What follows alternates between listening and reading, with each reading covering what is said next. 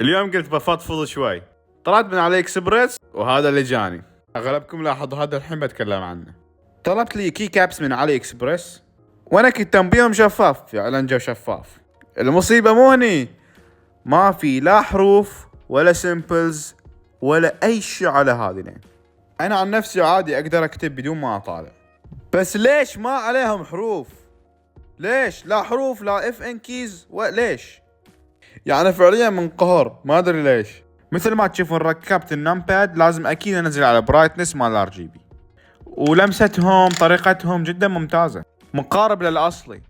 ابي منكم نصيحة، ما اعتقد اني راح احط هذه لان الكي كابس كلهم على الكيبورد، فوش تقترحون؟ اي زر راح احط عليه واي زر ما احط عليه؟ انا مقرر احط على الاي اس دي دبليو ويمكن الاف ان كيز والارقام. انتم وش رايكم؟ اعطوني رايكم. وبس شباب، بيس اوت.